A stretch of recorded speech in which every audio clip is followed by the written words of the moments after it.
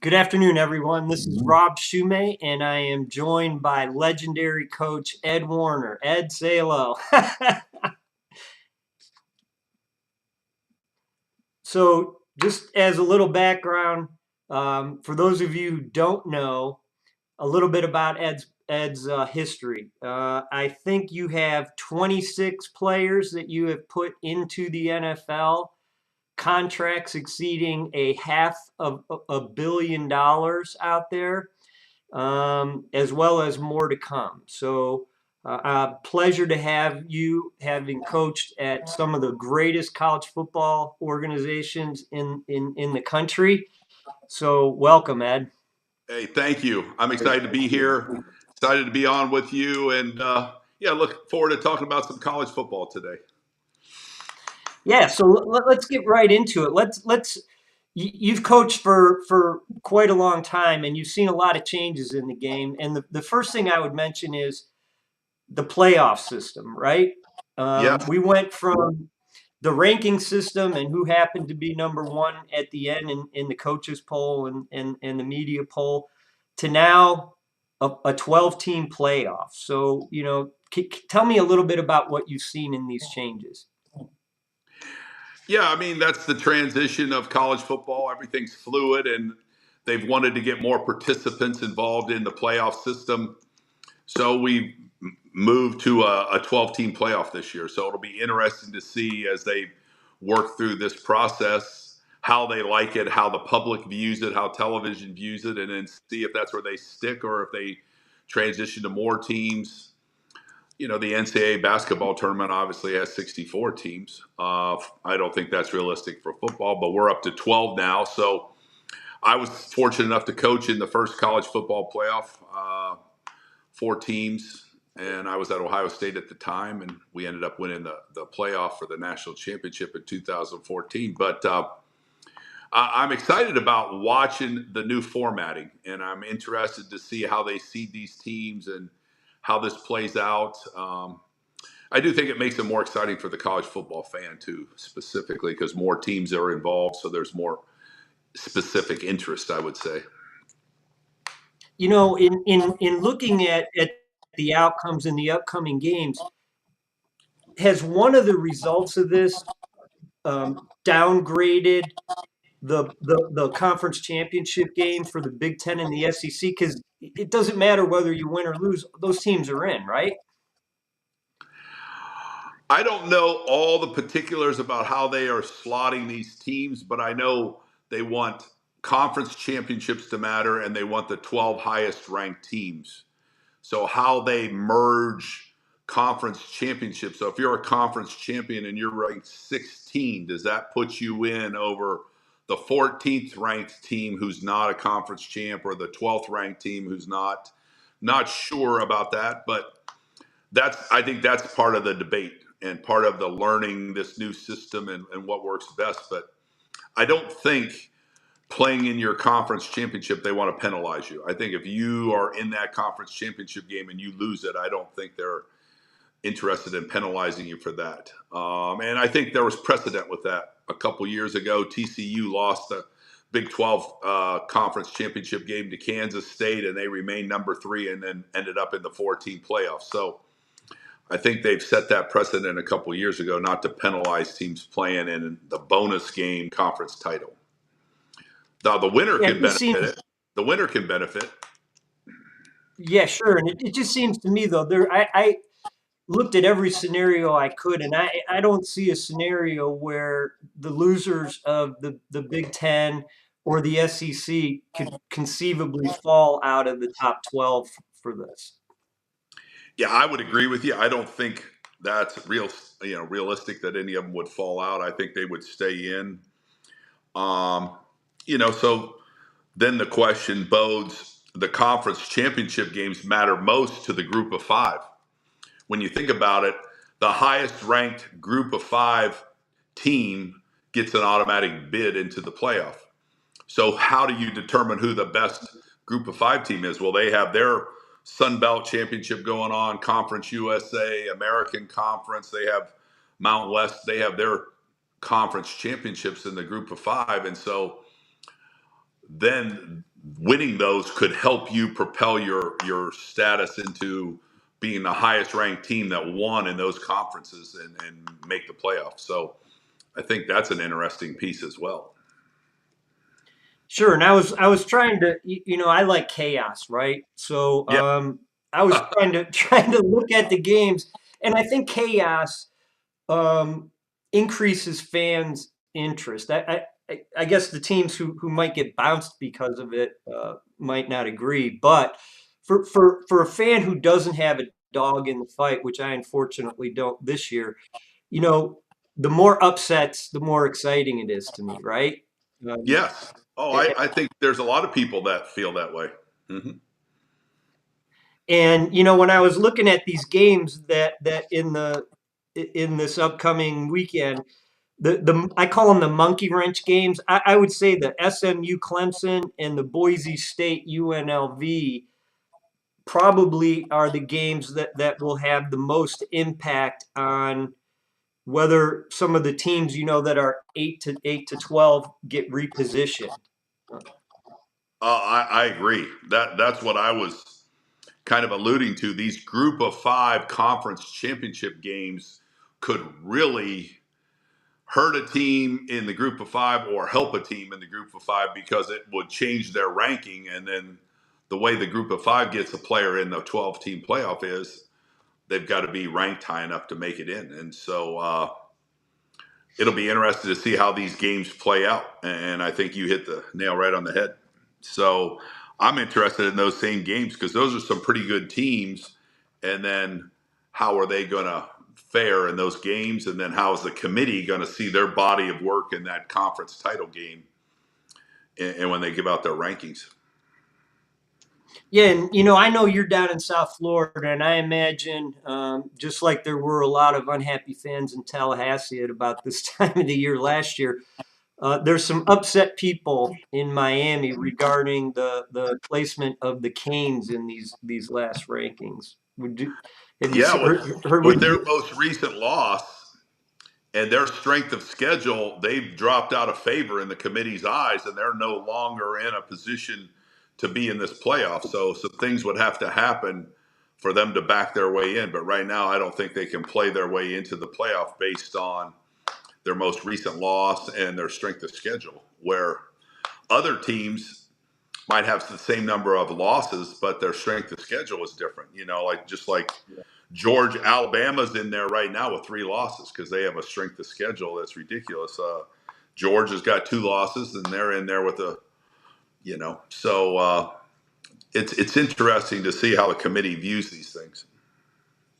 Well, yeah, and you make a good point that strength of schedule, I think, has become more important under this 12-team playoff because, like you mentioned, Alabama's strength of schedule, not only the strength of schedule compared to Miami, but Bama is 6-1, I believe, against top 25 teams, and Miami's 0-1 against top 25 teams.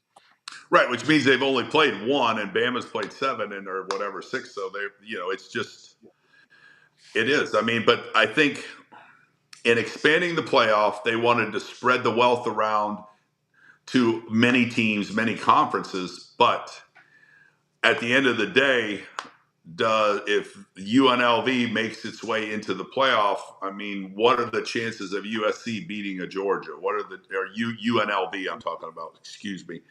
UNLV makes it in. What are their chances of beating, or Boise's chances of beating those teams that play in the SEC? They're probably not very good.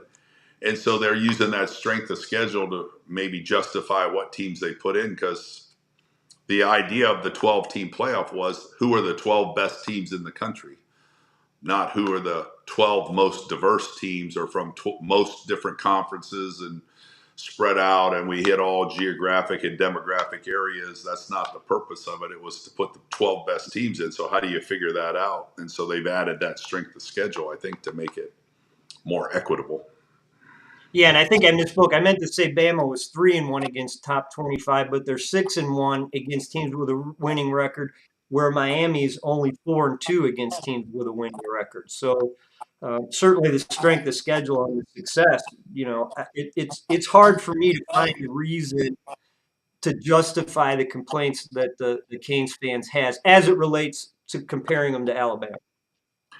Exactly. And, and fans are loyal and fans only see it through their eyes and they want their team in. And Miami has a strong history 20 years ago of winning championships, and they're excited to maybe bring that back to South Florida. And I think they're headed in the right direction. It's just whether they deserve to be in right now based on their body of work for this season. I mean, Ole Miss fans are crying too. I mean, they're playing the SEC and they just lost a game, and now they've fallen out of favor and they're not in there anywhere. And last week they were. So all of a sudden now their people are upset because they all thought they were getting a trip to the playoffs, and not so fast. So yeah, things change. These games in November matter. Well, we're going to get into breaking down the X's and O's of some of the games in this show in a little bit. You mentioned again the changes. I know I brought up the change in the CFP, but I think we're seeing a huge impact right now with these schools with the changes in the NIL in the portal. Um, some schools have had success, some were slow to get going, some haven't even got out of the gate yet, and I think that shows in the results. So relative to what you've seen over the last 5 or 10 years, how has NIL really impacted building a college football team? Well, that's one of the new pieces that's made it hard to navigate, or there's a learning curve for everybody. But how to build a roster, keep a roster, maintain a roster, because you have to pay money to do that. The NIL stands for name, image, and likeness. So these players are allowed to be compensated for things they do that create revenue. And there's no limit to it. There's no guidelines. You can pay a player $5 million a year if you so choose. You can pay a $500 a year. I mean, it depends on what their market value is and what they bring to the program. So, and that paying these players fell outside the auspice of the coaches and the athletic department. So they had what they called collectives, groups of alumni, businessmen that collected money to pay players. And when they say paying the players, there's a pro quo to it. The players have to do something to get this money. They don't just get a check for doing nothing. They have to make appearances. They have to do certain contractual obligations to receive this pay. But I mean, they're highly compensated for limited amounts of time and work. And that's okay. The rules don't say they can't. But you could have a team playing in a conference championship that pays their total roster $1 million versus a team that pays their total roster $40 million. So it's like the New York Yankees playing the Cleveland Indians, and we've been complaining about that. And it's not the Indians anymore. I know they're the Guardians, but You're still the Indians to me. still the Indians to me as well. I threw out the first pitch at an Indians game, and so that part of sports may never change. The haves and the have-nots, but it gets even worse at the highest levels because we all know Wake Forest probably isn't paying their roster the same amount as the Miami of Florida. They're probably not the same NIL budget. Their players aren't probably being paid the same. And I'm not saying they should or shouldn't, but they could conceivably meet in a conference championship game, and there you go. So each coach So has to understand that, each coach at each school, and then they have to figure out how to navigate and build a roster and maintain a roster with the revenue they have available to them. And that's all donations. It's not money coming out of the athletic department purse. It's money coming out of private sources. So and go ahead. you mentioned a big disparity between the overall value of, say a Wake Forest versus a Miami, but take a position like the top conferences, the Big Ten, the SEC, and you were an offensive line coach. So what would an offensive lineman at one of those top schools earn under NIL versus someone at, say, the AAC or the Mountain West Conference?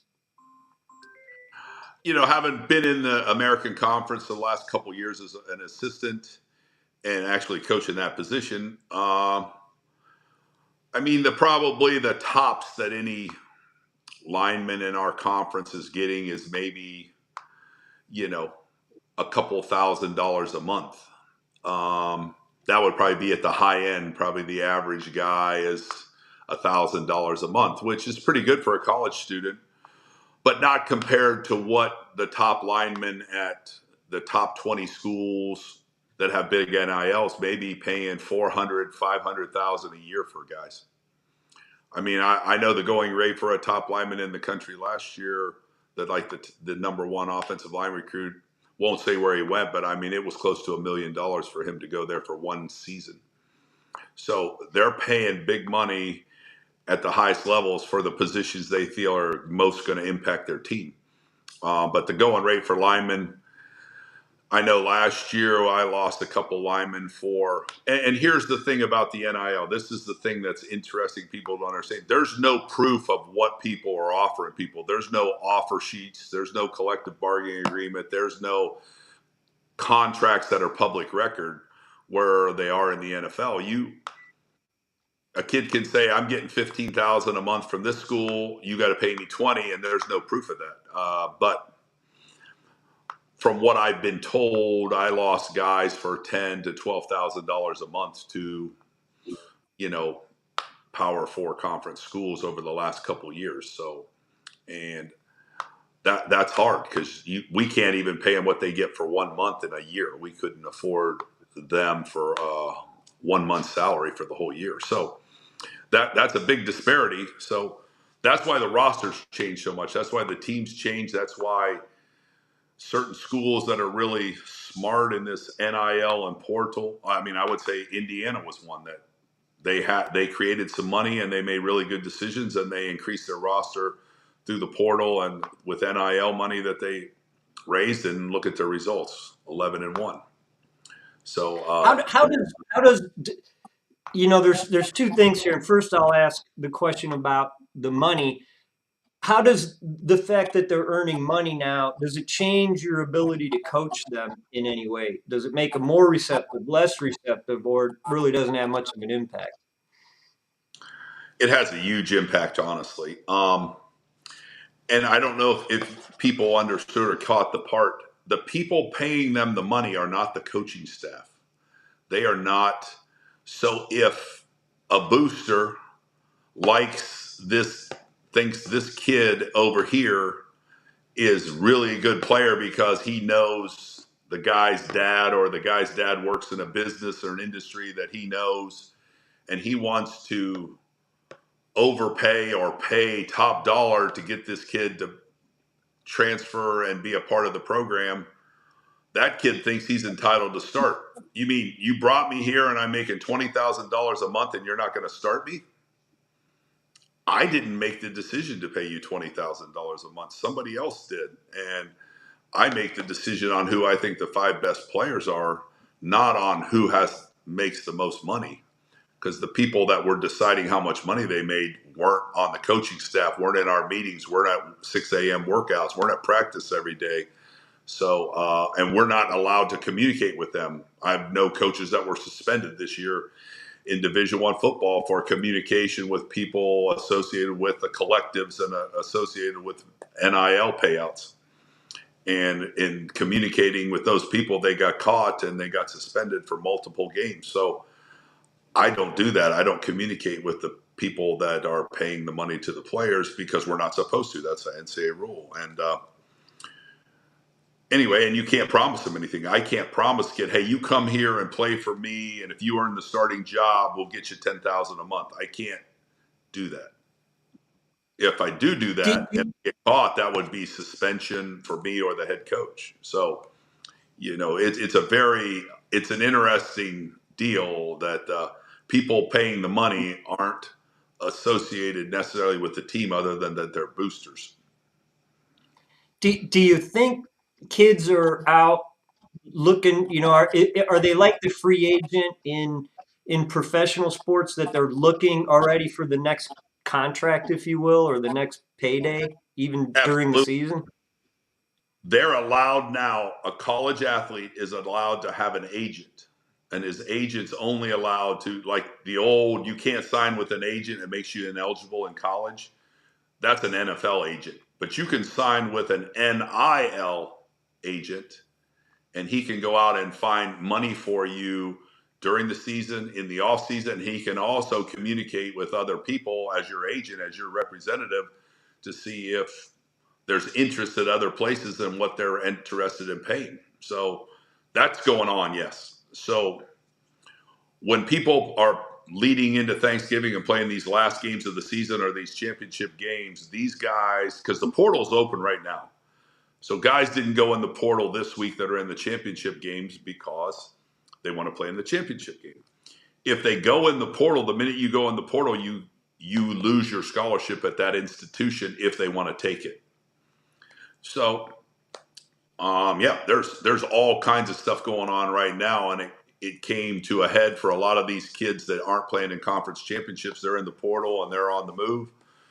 And then the ones that are playing in these conference title games will go in the portal on Monday after these games, and then they'll be on the move. And the hardest job for a head coach is, do I prepare my team for the playoffs, or do I prepare to meet with all my players and try to offer them new NIL, try to keep them here and let our collective try to keep them around. I mean, so you're always trying to manage your roster because there's always stuff going on, and there's agents that legally are allowed to represent these players. Well, So one thing it's that confuses complicated. me, Yes. yeah, no kidding, and because you said that, I don't feel so stupid with this, but the portal is very confusing to me. You have the portal, the grad transfer. Um, it seems kids go. I saw somebody go into the portal mid-year somehow, or can you explain how that works for us so I understand that?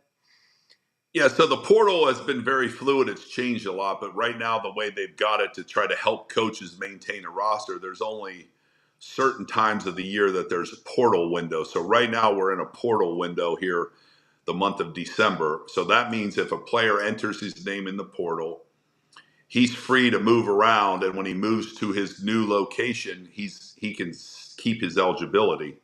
If you go in the portal outside of the portal windows, which you're allowed to do, you render yourself ineligible for that year. So you can go in the portal anytime you want. You're allowed to transfer anytime you want, but then transfer rules apply. The going through the portal means that transfer rules don't apply. So what a transfer rule is, you have to sit out when you transfer.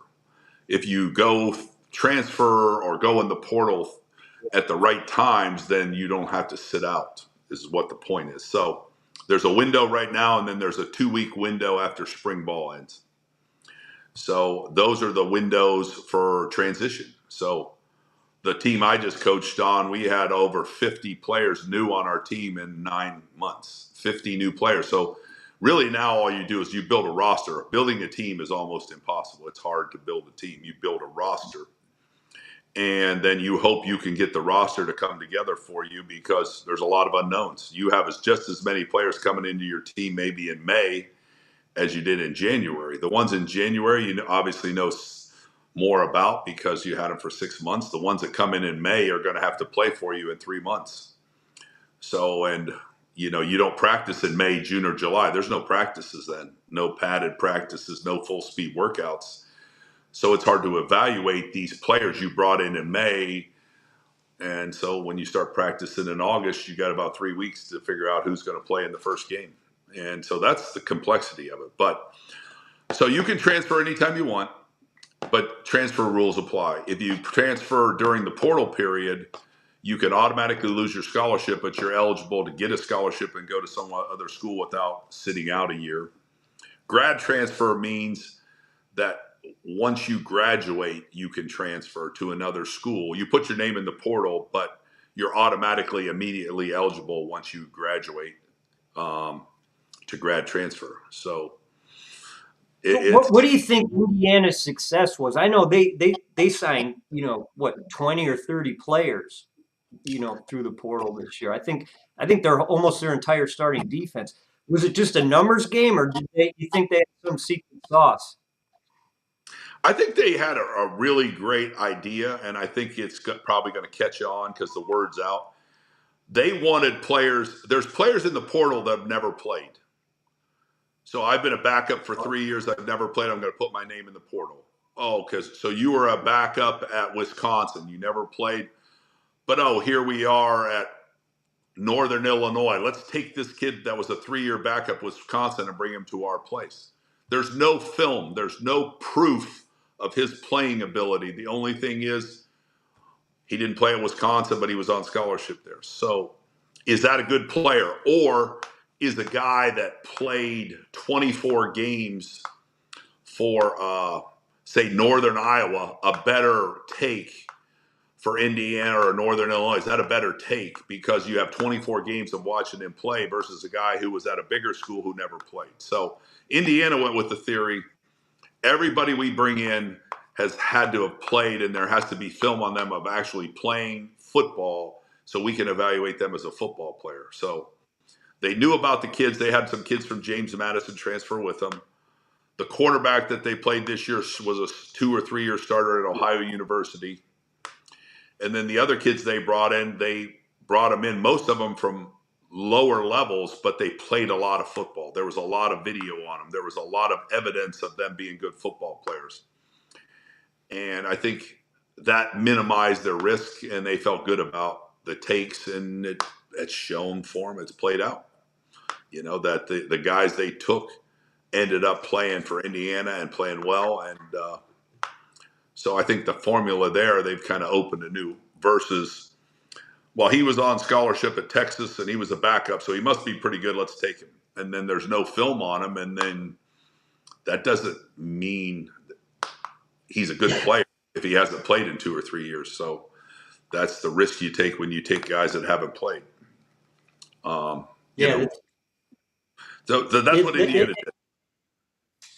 Yeah, it'll be interesting to see how many teams try to repeat that process, and then how many teams are successful at it and what the competition is. Right. Ed, we lost your camera there. I know. I'm trying to get it back here. Here we go. I'm back. All right. So one other thing that's been on my mind before we get into breaking down the games is both at the professional level and the college level, it seems like a lot of coaching fiascos have taken place.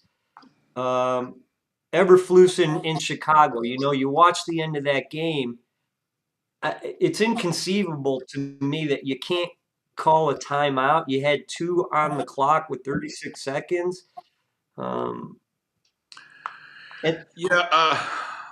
Those are becoming more and more accentuated because every game's on TV and there's, a lot of people scrutinize them and there's a lot of betting on every game. So there's more attention to the point spreads. There's more attention to the decisions down the stretch because there's a lot of money exchanging hands legally because people now have these betting apps and bet on every game. And so that's one thing college players are not allowed to do when they're on scholarship, or coaches. They can't be involved in betting on the sport. But as far as the NFL level, they can. So I think that's why it matters more to these people. But every coach should have a guy on a headset with him that's an analytics guy that helps him with making decisions. And I know everywhere I've been since analytics took over, specifically starting at Michigan, Harbaugh had a guy on the headset with him that would say, if it's 3rd down and 3 or less, analytics says go for it. Or 4th down and 3 or less, analytics says go for it. If it's 4th down and 4, analytics say punt. If it's, they have analytics that, try to give you statistical advantages and play the odds, so to speak. So there's somebody on the headset to these guys talking to them about that.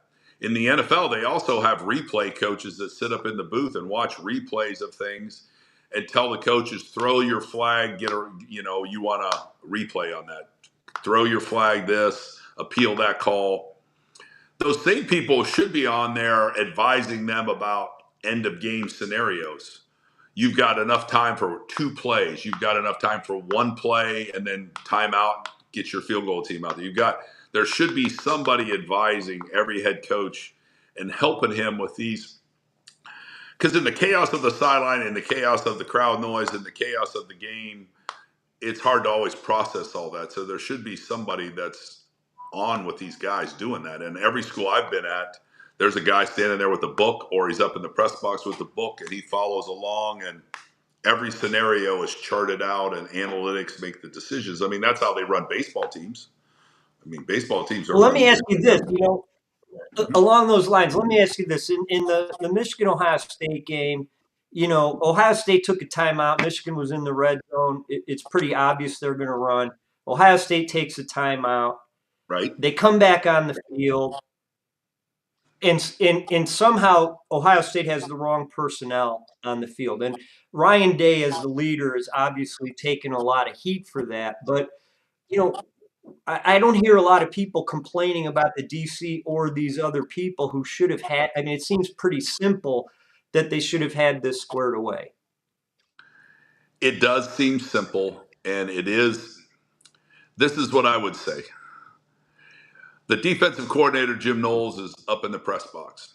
He is not on the field, so he's not counting bodies and making sure that 11 guys jog out there. And so if he's in a discussion with Ryan Day and they are deciding whether they want to put in their nickel people, their dime people, they want to put in their jumbo, their heavy short yardage, whatever people, and they're deciding, and then all of a sudden at the last second, boom, they change what personnel group they want on the field, that can happen.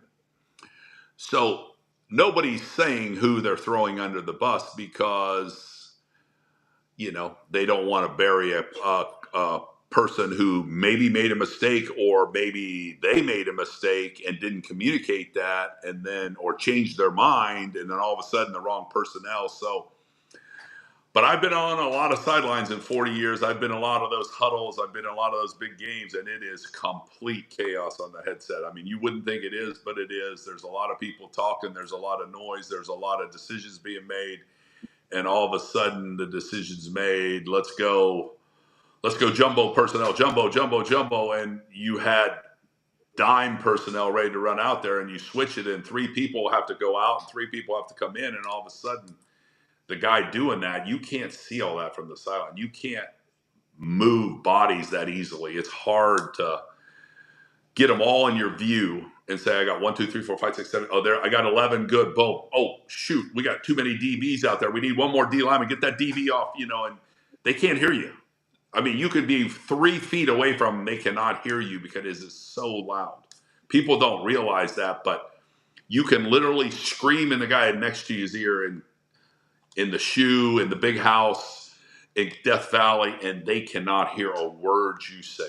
I mean, you have to, it's amazing how loud it is, and that the communication is hard. And it seems easy in your living room. It seems easy with headsets on. But it's not. It's chaos. So if a last second decision was made to change the personnel group or to do something different, and all of a sudden the poor guy who's supposed to be substituting people on the sideline didn't get that clearly, and then sometimes you tell the players, hey, get ready here. We're going to go with our nickel package, and we're going to run nickel fire. And then all of a sudden, no, I want to go this. And they change their mind, and the kid's already in his mind going, it's nickel fire. I'm the blitzer. Boom. And he's running out there, and he didn't hear the change because it's too loud. You can't yell, just yell. No, we're changing our mind. We're going this. They can't hear a word you say. So you get caught like that. So it shouldn't happen. In all your years, what's been the biggest, most stressful situation that you could think of off the top of your head like that, where you're on the sideline, it's utter chaos, the play's got to go in. What comes to your mind? Oh boy, there's been a few of those. Probably most recently, I remember I was at Michigan. We're on the 1 yard line. It's 4th and 1, and we're going to go for it.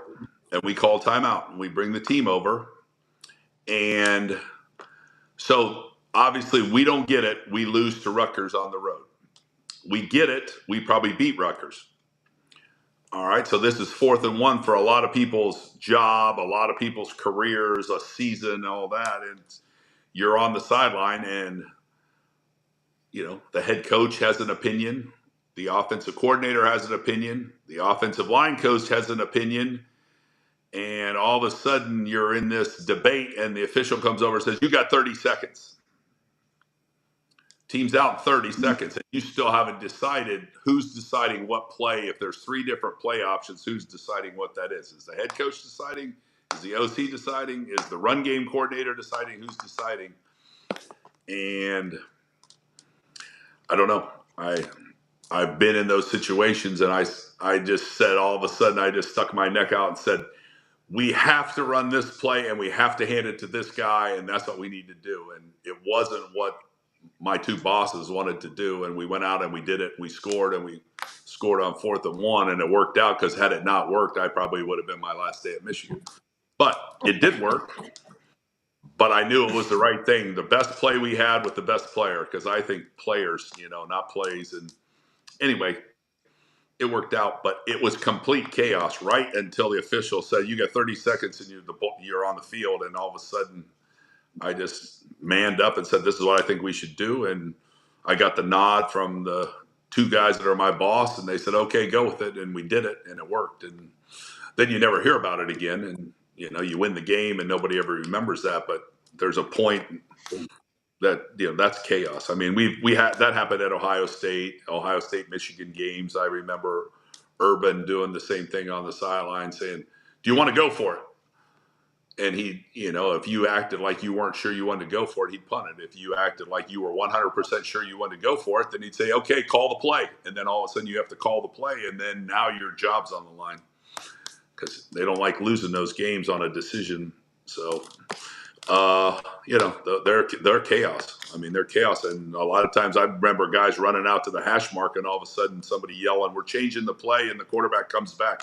If you ever see that, they're changing the play. Their team runs out from a timeout, and the quarterback gets to the hash mark and turns around and comes back. That means somebody's yelling at them that we're changing the play.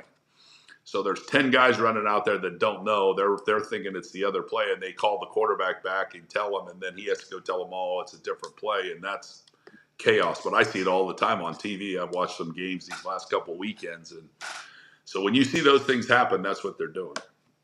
So it's very stressful. So you better make a lot of those decisions before. You better know what play you want to call on 4th and 1 on the 1, 4th and 1 on the 50. You better know 4th and 10, what pass you want to call. I mean, you got to know in advance, because you can't process like that under that stress. You have to already decide those, in my opinion. Well, I'd love to spend all day just talking about that, because I find that fascinating, and it's a part of the game that we as fans don't really, I think, grasp. Like you said, you don't, and as you're saying it, I'm thinking, yeah, you got 35-second play clock, and once that thing's running, you better have the play, and you got to be Yeah. able to get the personnel in. Oh, I mean, the noise and the amount of time and the clock ticking and the pressure of every decision makes. I mean, you're making decisions in 10 seconds that change hundreds of people's lives, thousands of people's lives. And the fan base, I mean, is huge. It changes all their life. We're not going to the playoffs. We didn't get it on 4th and 1. We are going to the playoffs. We got it. I mean, think of all the people that affects, So, yeah, that's why college football is exciting. The other part we didn't talk about, and I know we got to move on, is this year they put headsets or earpieces in quarterbacks' ears.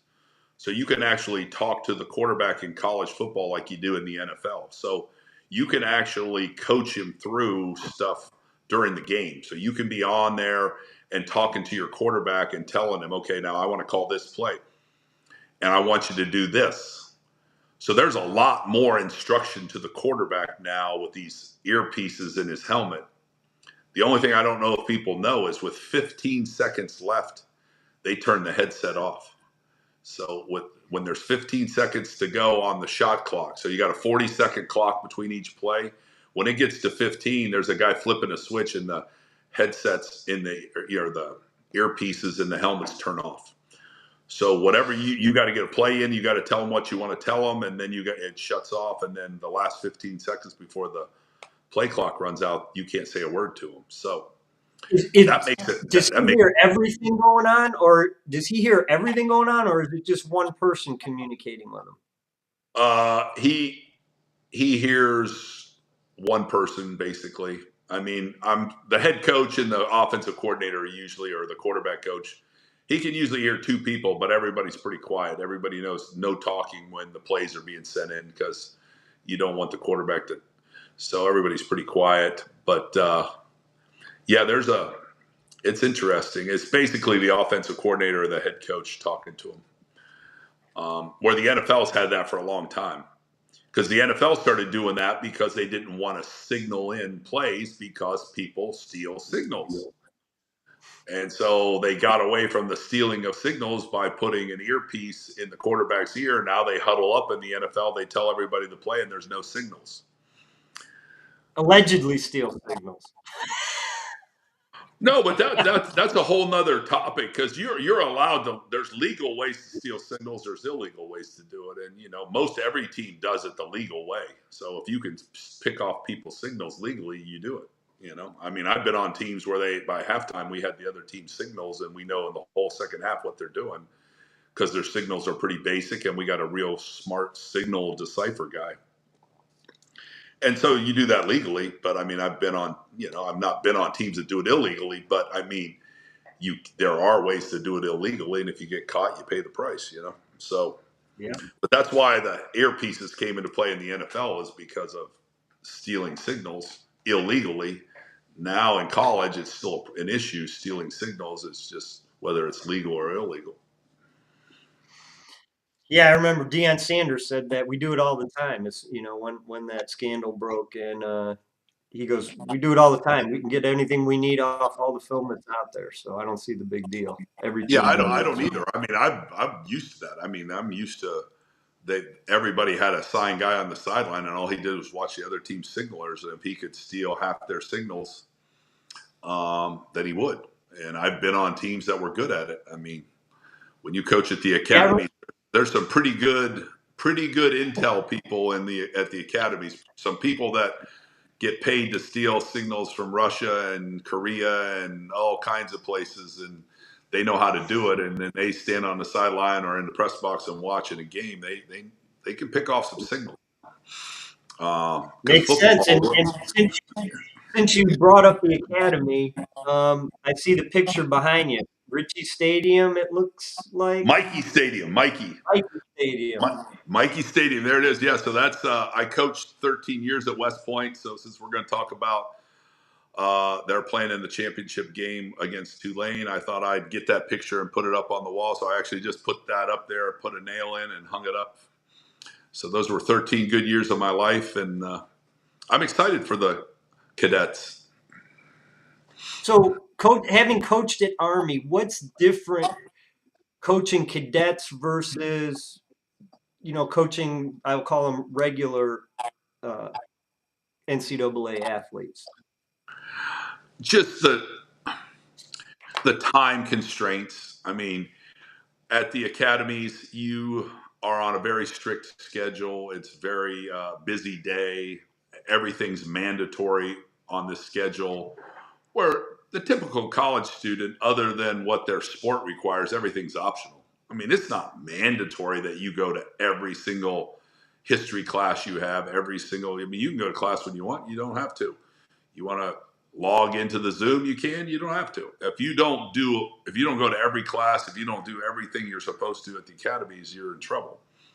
You've got to get up at 5 o'clock in the morning. You've got to go to breakfast. You've got to have your bed made. You've got to have your uniform on correctly. You've got to march to this and that, and then you're on a strict routine, and it's not negotiable. And then they give a window in the afternoon for practice. So say from 2:30 to 5:30, that 3 hour window, that's your football time. And you get to go to football and do whatever the coaches want you to do in those 3 hours. The rest of the cadets are marching, doing military training, playing intramurals, playing in other intercollegiate sports, doing club sports, but every single person, that's your afternoon mandatory activity time. And they don't always have to do 3 hours worth of it, or football will buy up all 3 hours or whatever they give you. Some of those others don't take quite as much time or energy, but that's the way it works. And then you have mandatory things in the evening, and then you go to bed at midnight and you get back up at 5 o'clock and do it again. So sleep is the number one commodity that those kids want at the academies. They love the academics. They love but I mean, they want sleep. I mean, the average kid at West Point is probably taking 18 hours. You only take 12 mandatory at Tulane to be eligible. Now, Tulane might take more if they want, they choose to, but to be eligible in the NCAA, you take 12 hours. You can't graduate from the academy taking 12 hours a semester. So they're taking more like 18. So they're probably taking 6 classes, and they're up till midnight every night, and they go to bed and get up at 5 the next morning, and that's their weekly routine. So they catch up on sleep on the weekends. How does the portal affect or not affect the academies? They don't really have guys who can go in the portal. I mean, they do, but they don't. When you go to an academy up until the first day of class your junior year, then at that point, you're obligated to the military. If you leave after the start of your junior year, you owe the military time. And you can't go into the civilian world and just do whatever you want. You're immediately enlisted in the Army if you walk out of there after your junior year starts. So you can't just transfer and say, I'll make up my Army time after I play football. If you transfer after the first day of class your junior year, you're in the Army. If you transfer before that, then you use the portal and you can transfer. So if you transfer during your freshman or sophomore year and you go through the portal window, you could transfer to another school. I can't imagine they're using the portal to bring many people in. No, because you can't portal in a guy who's a third-year guy. Everybody has to start as a freshman.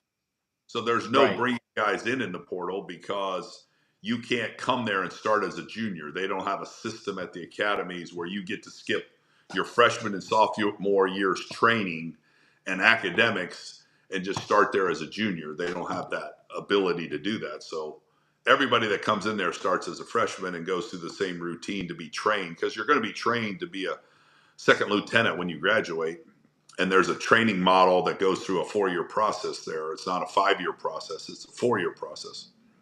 So anyway, it's rigorous. It's intense. It's constant. And they're under a lot of pressure mentally, academically. Those are hard schools or engineering-based schools. So all the kids have to take a very hard core of engineering. You don't have to major in engineering, but you have to take some engineering classes to graduate. But it's very, very rigorous, and so you have to respect. I respect the heck out of the kids. I spent 13 years at West Point. I spent 3 years at the Air Force Academy. I know what they go through. I know what they produce. Those are the men that protect this country. Those are the future leaders of America. We can all sleep better at night knowing they're going through that. Oh, and believe me, they go through, the men and women at those academies, they go through such intense training that there's very few people mentally and physically tough enough to do it. Very few. So, Army Tulane. Yes. What do you think in this game? What are we looking for? Well, here's 2 things that stand out to me. One, Army plays at home. So not having to travel on a short week is in their advantage, because they just played on Saturday, and now they've got 1 day less of rest, which is really critical, because I just told you these guys are on an 18-hour day for August all the way till now. So their bodies and their minds are starting to get tired, fatigued. So not having to travel helps them catch that extra day they lost. Playing at home, the home crowd, their set routine. I think it's a big advantage having coached there. They don't lose a lot of games at Michie Stadium. I think they get the advantage. If they can run the ball, I think the weather will be cold. I think the wind will be blowing down the Hudson River. I think it'll be tough to throw the ball. I think guys from New Orleans feel the weather, feel the elements. I think Army playing at home, not having to travel. So I think plus 4.5. I'm going with Army. I think Army wins by a score. Their quarterback, we played them. I played against them this year. Their defensive coordinator coached at Michigan one year when I was at Michigan. I know him. He's done a great job there. Their defense is the area that people don't talk about. They talk about their option and their run game and all those things, and they're extremely good at that. But Well, I'll play devil's advocate a little bit because I really wanted to find a way to say Army plus, given the 4.5 is a lock and even outright to win the game. But you dive into Army's defense, 115th in tackles for losses. They played one team with an offense in the top 50, and that was Notre Dame, and Notre Dame hung 49 on them. yes, Do I need to be concerned about, because Tulane's got a good running game? Tulane has a very good team now. I've coached against Tulane, and they're in the conference I was just coaching in, and so Tulane is a very well coached team. I mean, John Summerall came over there from Troy. He's a proven winner. Their previous coach went to the University of Houston. So they have a good team and they have a good offense. If they get great weather and they can spread out and get the ball going, throwing the ball, and that they can present some problems for Army because they'll have skill. They might be faster out in the perimeter, but they can throw the ball. And then the fact that they can run the ball too, like you just mentioned. If they're two-dimensional, if Army doesn't make them one-dimensional, it'll be a long day for Army. But if they can make them one-dimensional, either no passing or no running, if they can shut one of those two down, they got a pretty good chance. But those kids are resilient. They're tough. I mean, they just beat North Texas in a close game last week, and I think they scored right at the end to kind of secure the victory. So, but I don't know. Decker's playing out of his mind. He had a great year for Army this Yeah, year. They don't throw a lot, but he's not, for an option offense. He's a capable passer. Not to say that if Tulane gets ahead by a bunch that he can lead an aerial attack to get him back. But I think you hit the nail on the head. I think the thing about the academies, if their defense is playing well and keeps it close, I give the edge to Army. Now, if Army gets down 2 scores in that game and has to get out of sync offensively and has to get away from who they are offensively, the advantage goes to Tulane all the way. So that'll be the tell of the tape. I mean, how is the defense playing in that first quarter? Are they slowing down Tulane? Are they getting them off the field? Because when Army's offense gets on the field, now they stick around and stay on there. I mean, Tulane's offense will probably get 3 to 4 possessions less in this game than they're used to. And then your offensive players, your offensive coaches, your play caller, they get anxious, they get a little impatient, and then they try to force things because they don't know when they're getting the ball back. So it's an interesting chess match. It's interesting. But yeah, I and don't know. I had a computer simulation that ran a bunch of these games, and gosh, it was 50-50 who was going to win. But all of the games, I mean, that 4.5, all of the outcomes were pretty darn close. But I felt the I same. think it is a coin flip. So, yeah, I mean, I think it could be a coin flip as far as with the spread. The only thing that weighs it for me for Army is, I mean, I have some loyalty or some bias because I coached there, so I love that place. My 3 children were all born at West Point, as a matter of fact. But they're playing at home. They didn't have to travel. They're used to the elements of the North. And you back those cadets against the wall, they fight. So they're trained to do that. So they will fight Tulane tooth and nail, and they won't want to give up home turf and lose in Mikey Stadium. So that's the piece that can Tulane travel? Can Tulane handle the weather, the elements? Can they handle the crowd there? And can they, they're going to have to out-tough them. That's what they're going to How have to did do. the coaches feel this week up there? The coaches were I mean, they're concerned because they know, when you look on paper, Tulane probably has more talent. Tulane probably has more speed. Tulane is probably more explosive. And so those things as coaches make you nervous. They make you nervous that because if those things get going, you can't speed and explosive plays. I mean, games are decided by two things. And I mean, they are more, but analytically, they're decided by explosive plays and turnovers. So, turning the ball over costs you and explosive plays. So if they give And up, Army doesn't turn the ball over. they don't turn the ball over. But for Tulane, if they start hitting some explosive plays, look out. That's where Notre Dame hit those explosive plays on them, and the game split wide open. So that's what you got to look for. I mean, but you can't discount how tough, mentally and physically tough the Army kids are. And I'm not saying Tulane isn't, because I mean I have great respect for the Tulane team program and where they're at right now, but their training is different, and they're so. Yep. So we're coming up against it. I Let's go. think you can out talent, you can out scheme to win, and I think Army has enough talent, and I think they certainly have the schemes, and I'm gonna jump on the bandwagon with you and go Black Knights.